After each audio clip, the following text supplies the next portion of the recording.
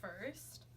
like to take a deep breath and like try and calm down before going into the situation, because sometimes it can be really nerve-wracking because you're not really sure what's going to happen when you like go on the other side of that door or whatever. Especially if I'm working like with another RA on duty, I like to stop before we go in and kind of talk about like what role we want to have when we go in. Maybe someone is more focused on like getting ID numbers and the other person focuses on like the disposal of any illicit substances. But like once I do that, also try and like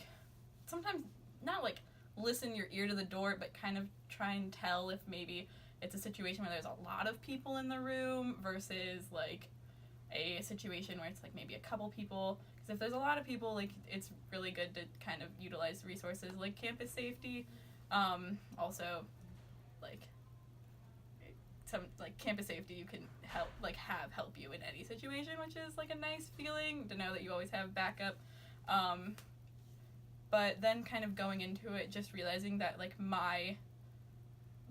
the best thing that I can do in the situation is remain calm and remain like a calm presence in the interaction with the residents, because like oftentimes they're also like just as scared as you when you go into that room. So like realizing that like when you're there, you're like not being biased and you're just there to like make sure that they are being safe and like just documenting the situation that will then be dealt with further by student rights and responsibilities. I think is like a big thing for me, like realizing that like I also really like to like explain a little bit at least what's going to happen next, because it seems to be that like a lot of times students have questions about like, well, what's going to happen next? Are my parents going to know? Like whatever. So like being able to kind of calmly talk through like what's going to happen, also like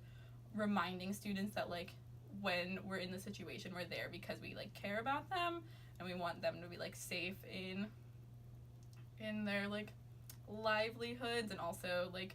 being a healthy part of the community, not interrupting their neighbors and things like that.